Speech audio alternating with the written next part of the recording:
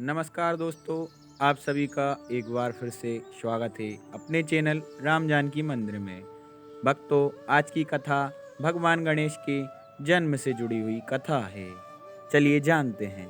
एक बार गोरा जी ने अपने शरीर पर उपटन लगाया और फिर उसी उपटन का एक पिंड बनाया और उसमें प्राण फूंक दिए, जिससे वो बालक जीवित हो गया। बालक को रखवाली करने के लिए खड़ा कर माता पार्वती स्नान करने चली गईं। जब भगवान शंकर आए तब उनको अंदर नहीं जाने दिया।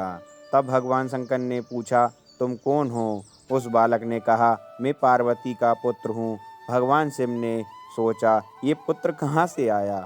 और फिर उसके जिद करने पर भगवान शंकर ने त्रिशूल से बालक का सिर काट दिया। माता पार्वती आईं और बोली, भगवान, मेरे पुत्र को वापस जीवित करो। भगवान शिव ने अपने गणों को सूचित करा, जो भी स्त्री अपने पुत्र से पीठ देकर सो रही हो, उसके बच्चे का सिर काट लाओ।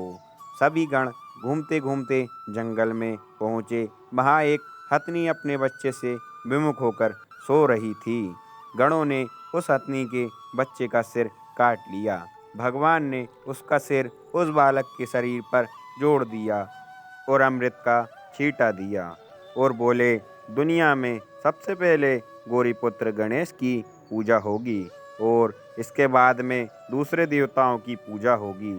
एक बार गणेश जी ने भगवान शंकर से कहा, पिताजी, आप ही हैं जो चिताभस्म लगाकर मुंडमाला धारण करके अच्छे नहीं लगते। मेरी माता गौरी अपूर्व सुंदरी हैं और आप उनके साथ इस भयानक रूप में रहते हैं। पिताजी, आप एक बार कृपा करके हमें अपना सुंदर रूप का दर्शन कराइए और अपने सुंदर रूप में माता के सामने आए। आपका वो रूप हम सब भी देखना चाहते हैं। भगवान शिव ने गणेश जी की बात मान ली और कुछ समय बाद जब शिव जी स्नान करके लौटे तो उनके शरीर पर कोई भस्म नहीं थी। बिखरी हुई जटाएं भी अच्छे से सबरी हुई थी।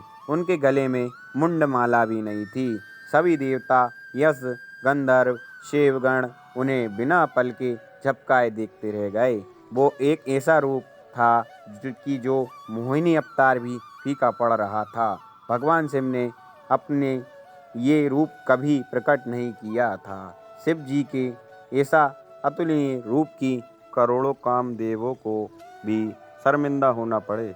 गणेश जी भी अपने पिता की इस मनमोहक छवि को देखकर यूं ही रह गए और मस्तक झुकाकर बोले, मुझे क्षमा करें पिताजी, परंतु आप अपने पूर्व स्वरूप में वापस आ जाइए। भगवान शिव ने, क्यों पुत्र, अभी तो तुम मुझे इस रूप में देखने की इच्छा कर रहे थे, अब पुनः पूर्व स्वरूप में आने की बात क्यों कर रहे हो?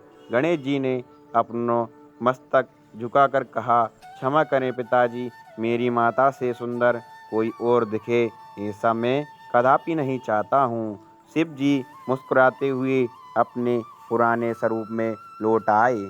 कई संत महंत अपने अनुभव से कहते हैं कि कर्पूर गौरम शंकर भगवान तो श्री राम से भी अधिक सुंदर हैं, पर वह अपने सुंदर स्वरूप कभी प्रकट नहीं करते, क्योंकि इससे उनके प्रियतम आराध्य श्री राम की सुंदरता के यश की प्रसन्नता कम हो जाएगी।